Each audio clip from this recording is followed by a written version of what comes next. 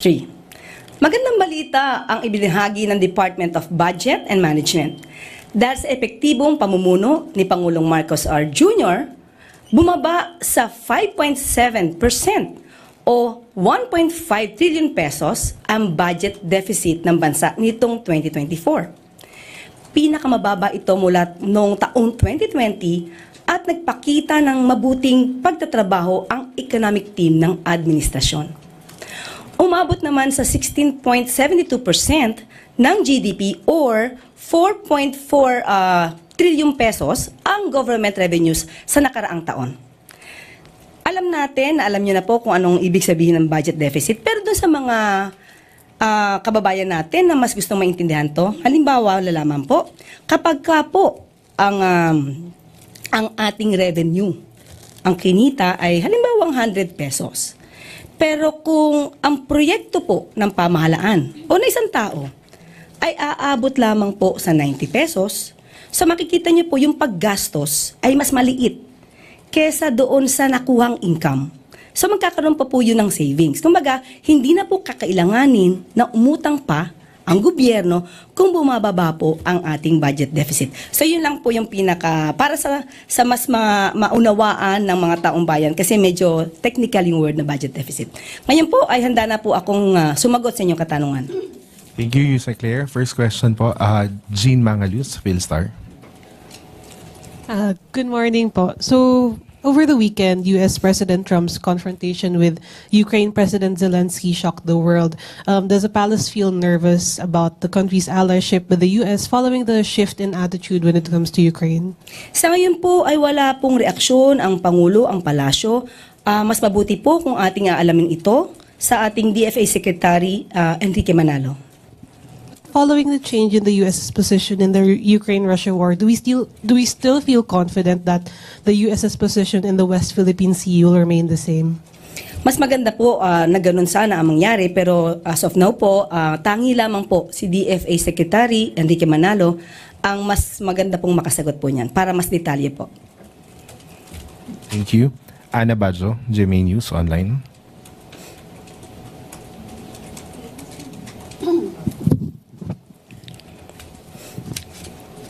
Ma'am, good morning po. Ma'am, may we just get your quick reaction sa recent pronouncement ni former spokesman Harry Roque na kahit gaano ka kagaling na salesman, kung hindi maganda ang produkto, mahihirapan kang ibenta. Good luck daw po sa inyo ni Secretary Jay Ruiz.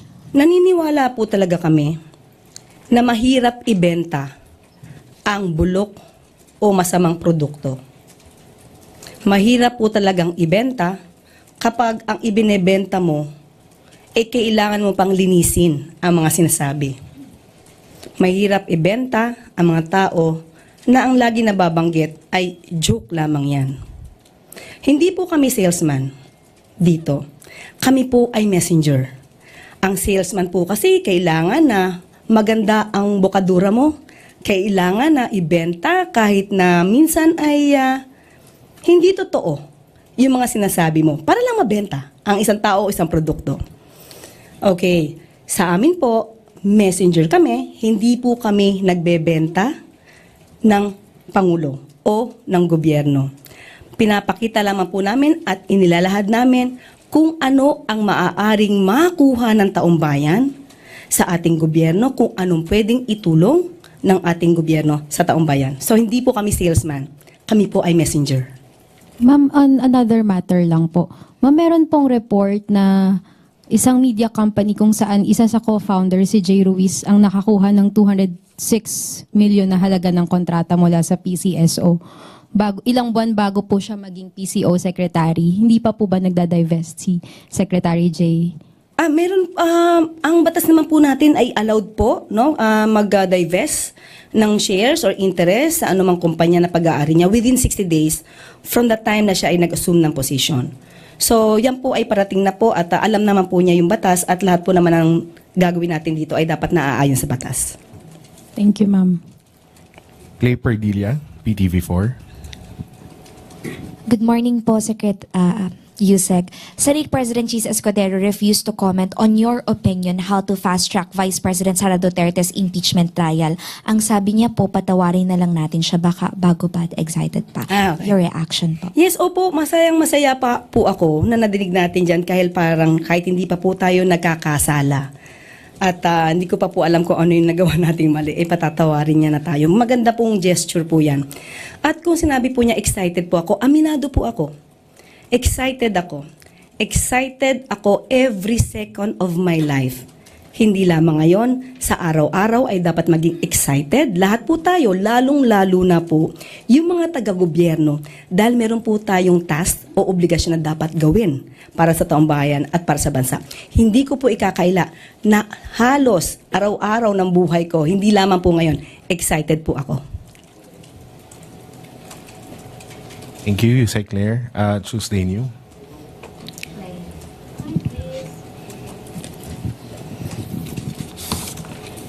Good morning, Yusek Claire. Last week po iniharap po sa amin dito ni DILG Secretary John Vic Rimulya ang pambansang pulisya, especially yung anti-kidnapping group, si Colonel Elmer Ragay.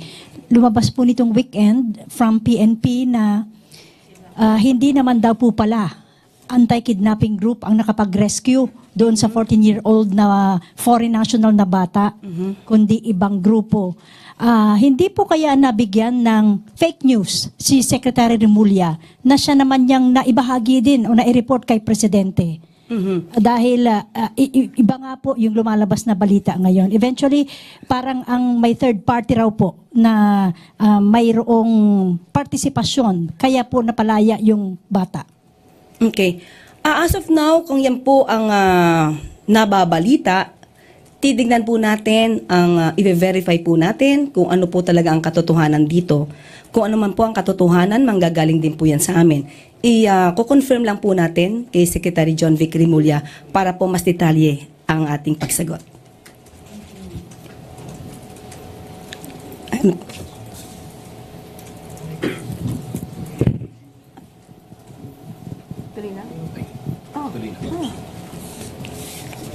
And then Santos, Net 25.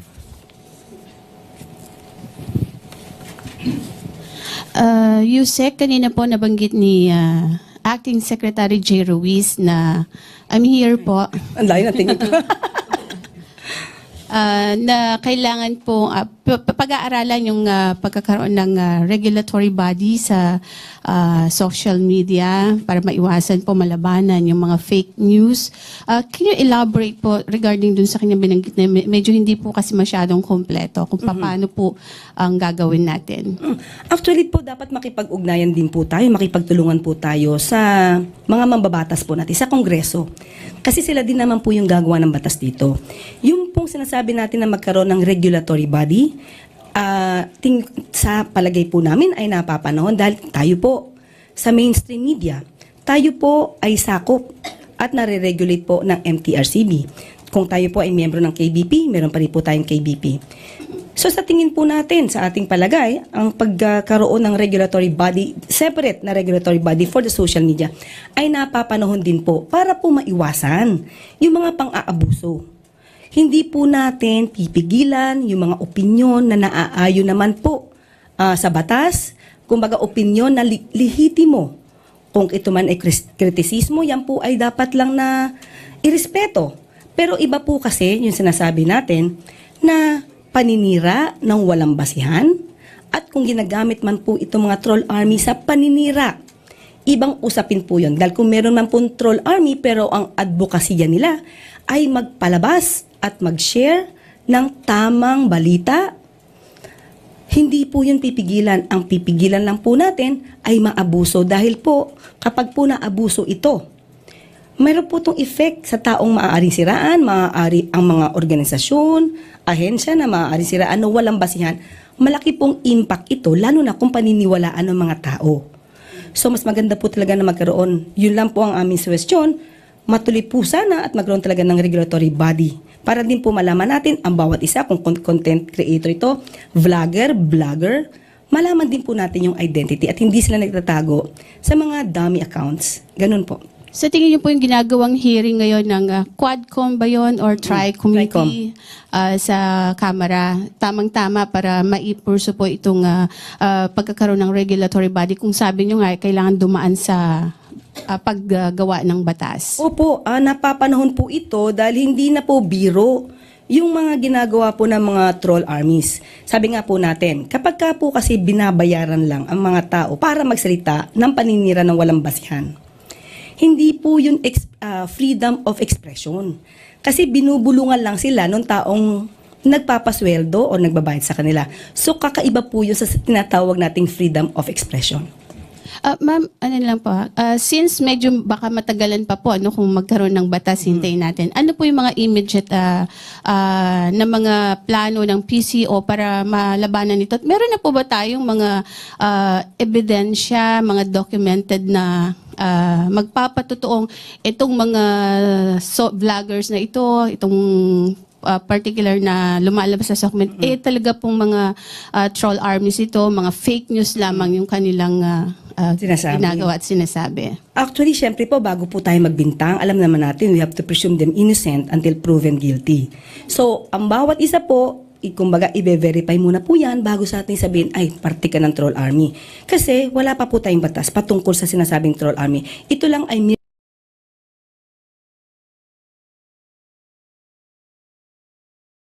ng PCO. Pipilitin po nating maayos po yan at isagawa na maayos. So far po wala pa kayong na-verify na masabi na ito talaga ay nagpapakalat ng fake news, troll army po itong mga ito? Wala pa po in particular, pero inaaral na po namin, kaya po yung mga ibang mga sinasabi nating fake news ay atin pong sinasagot hanggat sa makakaya natin. So hindi naman din po kayo kabilang doon sa mga masasabing nagpapakalat din ng fake news since wala naman po palang mga verified batayan yung inyong mga sinasabi. Ganito po yan. Pag sinabi po nating fake news, alam niyo po na meron na kayong naging basihan. Fake news, alam na natin kasi may dokumento.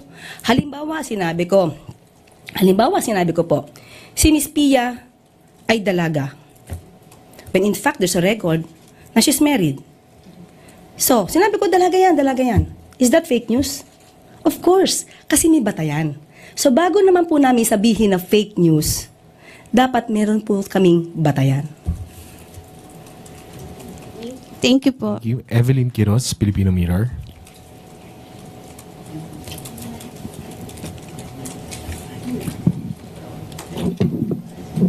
Good morning, Yusek. May mga lugar po sa bansa na nakararanas ng mataas na heat index gaya ng Palawan, Nueva Ecija at ibang parte ng Quezon City. Nagsuspend na din po ng klase yung ilang area sa Kamanava dahil po sa inaasahang mataas na heat index. Pwede pong malaman kung may mga preparasyon, action or contingency plans po ang pamahalaan dito? Opo, nagpalabas na rin po ng pahayag ang DOH patungkol po dito. At yun nga po, nagpapaalala ang DOH laban sa mga sakit na may kaugnayan po sa init na nagiging laganap na po sa matinding temperatura. So as of now po, i-calculate pa rin po namin yung iba pa po na mga action plans patungkol dito. Pero nauna na po ang DOH na magpalabas po ng kanilang mensahe patungkol dito. Tina Maralit, Manila Times. Good morning, ma'am. Ma'am, Major General Nelson Morales has reportedly been reassigned to head the Philippine Air Force's Air Education Training and Doctrine Command. Is this confirmed and may napili na po bang kapalit si Pangulo bilang bagong hepe po ng Presidential Security Command? Nung nakita ko na ito ay maaaring maging issue today, tinanong ko po, wala pa po talaga sa amin na ibibigay ko ano man po ang direktiba o order patungkol po dito. Kapag ka po, meron na po, pangako ko po na ilalabas po agad namin kung ano man po yung pinaka-latest na balita patungkol po dito or any order or memorandum. Okay, ma'am, another question po. PNP Chief General Romel Marbil was reportedly summoned by the President this morning to talk about the crime incidents in the country, particularly kidnapping. Totoo po ba ito at kung may mga detalye po nung naging pag-uusap? As of now, hindi ko pa rin po nakakausap ang Pangulo kung sila'y nagkausap. Alamin ko pa po kasi medyo maaga pa rin po ngayon. So wala po akong latest pero most probably as day progresses, baka po meron na po tayong balita patungkol po dyan. Thank you, ma'am. Ace Romero, Philippine Star. Yusek, balikan ko yung heat index. Considering na kasi simula pa lang po nung taon, Marso pa lang, ano yung nakikita ng Malacanang na potential na epekto nito sa ating ekonomiya? Okay, kahit po hindi pa po namin napag-uusapan dahil sabi nga niyo po, ngayon lang po talaga nag-i-start. Pero syempre po, lagi po maghahanda ang pamahalaan patungkol po dito. Kung ito po ay makaka-apekto sa ekonomiya natin, ay tayo po ay lagi maghahanda tungkol dyan. Pero meron na bang assessment kung gaano kaseryoso yung magiging epekto dito sa ating goals, sa targets? Opo, wala pa po ako wala pa po kaming report kung gaano ito makaka-apekto sa atin mula sa Pag-asa. Pero yun na nga po, extreme caution po ang sabi ng Pag-asa na dapat nating gawin. So siguro po after this, kapag po nagkaroon po kami ng meeting, kung ano po ang gagawin ng Pag-asa, DOH at ibang ahensya, ibabalita po agad namin sa inyo. Daryl Esquera, GNA. Good morning, ma'am. Ma'am, may we just get Malacanang sa reaction because there are claims or narratives being peddled on Chinese social media apps saying that Palawan is historically part of China. Okay, pag ganyan po tayo mga issue, mas mabuti po na alamin natin ito sa DND at saka sa DFA at para po mas kompleto po ang aking masasagot sa inyo. Christian Yesores, Radyo 630.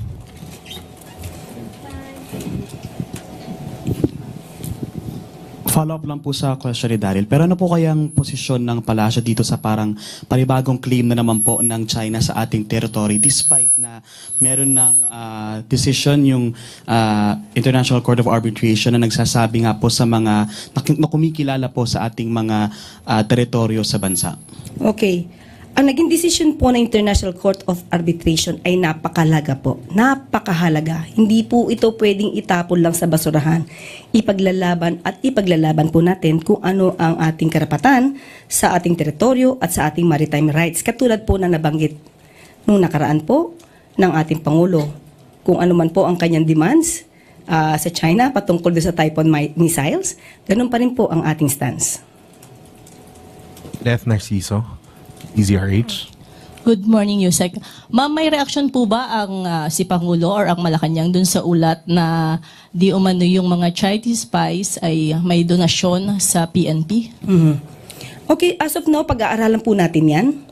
Kung ito man po ay naging donasyon, in good faith, kailangan po talaga natin malaman dahil hindi naman po masama ang tumanggap ng donasyon. Okay, sa panahon po ng pandemya, nabalitaan po din natin na marami po natanggap na ambulance, na mga sasakyan, tama ba? Ambulansya, especially Davao City. Parang marami na ibigay ang China sa Davao City sa panahon po ni Mayor Sara at the time. Wala pong masama kung tatanggap tayo ng donasyon if it is done in good faith.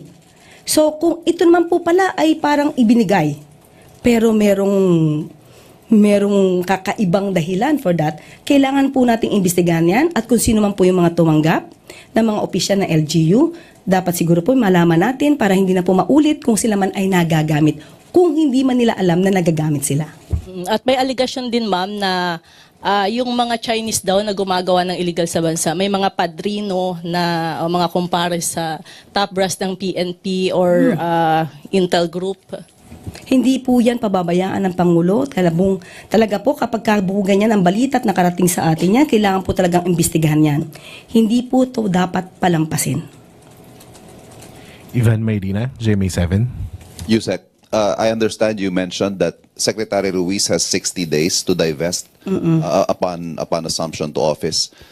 Clarify ko lang, has he already divested or is he still in the process of divesting? Sa pagkakaalam ko ay in the process na po kasi piniprepare niya po yung kanyang mga papers regarding that. Does the Secretary have a statement on, of course, allegations? No, not allegations, but those who are pointing out that there is clear conflict of interest in this situation. Yes, kung meron pong conflict of interest na ngayon na siya ay na-appoint as secretary ng PCO, talagang dapat matanggal po yung conflict of interest kaya kailangan niya pong mag-divest Kung naman po ang mga naging negosyo niya ay hindi pa po siya na-appoint secretary ng PCO, so wala naman po tayo nakikitang mali doon dahil kailangan din naman po niyang kumita. So ngayon po na kami po ay na-appoint, kailangan po talaga mag-divest kung ang interest po ay may conflict. So kailangan po talaga mag-divest. In a chance interview this morning, binanggit din ni Secretary Ruiz na may binabanggit po siyang leakages dito sa Presidential Communications Office. What can you tell us about these leakages, intrigues, and how does he intend to get to the bottom of this and respond to it? Okay, hindi ko po yata nadinig. Sa inyo po sinabi yun. Kanina po. Sa inyo? Okay. Siguro po siya na po yung mas maganda sumagot niyan. Hindi ko po nadinig at hindi ko po alam kung ano yung ibig niya sabihin.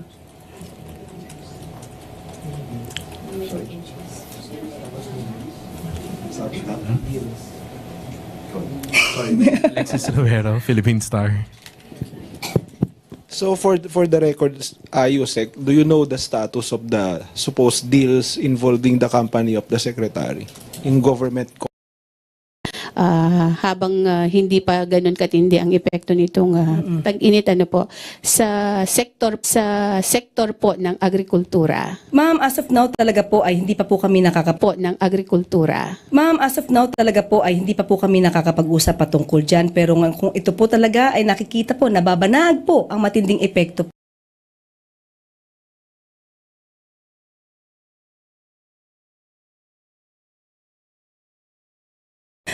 Dahil nga kababalita pa lang po nito. So most probably nag-uusap na po sila at titignan ko po ang pinaka-status nito mamaya po pagkatapos ng press briefing natin. Okay, thank you po. Heidi Sambang, FEBC. Good morning po, Yusek. Kasunod lang po nung kaka-implement lang na increase po sa toll fee sa NLEX po, meron pong pangamba na mag-domino effect po ito sa mga presyo po ng mga produktong iniluluwas, lalong-lalo na po sa mga agricultural products. At ito po ay makakaapekto po sa ating mga mamimili. Meron po bang mga naiisip ng intervention po ang ating pamahalaan? Kapag ka po talaga nagtataas ang isang factor sa pagde-deliver or manufacture ng mga items, hindi po talaga maiiwasan na meron tong epekto sa produkto. Pero katulad po ng ginagawa natin, pati po ng DTI, at i-check po natin yung presyo at kung magtataas man po ay dapat lamang reasonable. Pero pag-aaralan pa po yan at para po hindi masyadong makabigat sa taong bayan kung meron man magkakaroon po ng increase. Pero isa rin pong pinupunto ng grupo po ng mga truck owners and organizations na bakit daw po nag-i-increase hindi pa po sila satisfied sa service po sa NLEX. Okay. Titignan ko po kung bakit nagkaganon at be-verify ko rin po kung ano yung kanilang mga hinaing para po mapaabot natin to sa Pangulo at sa kinauukulang ahensya. Para po mas maganda po ang aming maging aksyon. Kasi dapat padinig po talaga namin kung ano yung mga hinaing pa ng ibang tao. Para mas maganda yung aming maging solusyon sa ganitong mga klaseng sentimiento. Okay, thank you. Thank you. Okay. I think we don't have... we have one last question from Jean Mangalius, Philstar. Hi, ma'am. I'd like to follow up on the earlier question about fake news. So, legislation and regulation can take some time, and it's actually quite tricky. So, what other measures can the government enact to strengthen the population's resistance to fake news? Sa amin po, since wala pa nagagawang batas, wala po tayong gagawin kundi talagang magsipag. At ipapaalam sa tao kung hanggat maaari bago po maniwala sa mga sinasabi, especially lalo na sa mga YouTube channel natin, sa Facebook. Mas maganda po sana encourage natin lahat na bago po maniwala ay total kayo naman ay gumagamit ng internet, i-research niyo po muna. Mas maganda po na ang bawat napapakinggan nyo, i-research nyo through mainstream media. Kasi po pag sinabi po nating mainstream media, ito po ay verified. Ito po ay kumbaga talaga pong inaaral bago po ito mailabas sa publiko. So mas maganda po sana maniwala talaga. Okay, di ko po sinasabing huwag maniwala sa mga social media platforms na ginagamit po. Hindi po natin sinasabing ganyan. Pero kung sila may pagdududa, kung ang sinasabi ng isang influencer or vlogger, kung tama ba, mas maganda po na tignan din nila, i-verify nila sa mga nababalita na mula sa mainstream media. Ma'am, follow-up lang ko. Yung K-12 program, may media literacy program and may politics and governance program, but some people don't even know the basic functions of government agencies. So do you think that's a reflection on the effectivities of these types of education programs? Sa mga nangyayari po kasi, minsan ang mga nangyayari sa palipaligid, hindi po minsan concern ng iba. Di ba? May mga ordinaryong tao na hindi concern yung nangyayari sa paligid natin. Mas preferred nila na manood ng mga katatawanan, even that will make them happy, that will make them smile. So itong mga nangyayari po sa paligid natin, siguro po talaga mas maganda makasama rin po ito sa mga pag-aaral ng mga estudyante para maging aware din po sila kung ano ba talaga yung parte ng history o ang parte na nangyayari sa atin sa current events. Will the PCO push for reforms in these programs since baka nga hindi masyadong effective? Mas maganda pong yan, suggestion. Makakarating po yan at maganda po talaga, lalo sa mga kabataan natin na ma-involve sa mga nangyayari sa atin sa bansa. Thank you. I think we don't have any more questions, Yusek. Thank you very much. Ayan. So dito po nagtatapos ang ating briefing. Maraming salamat, Malacanang Press Corps at magandang tanghali para sa bagong Pilipinas.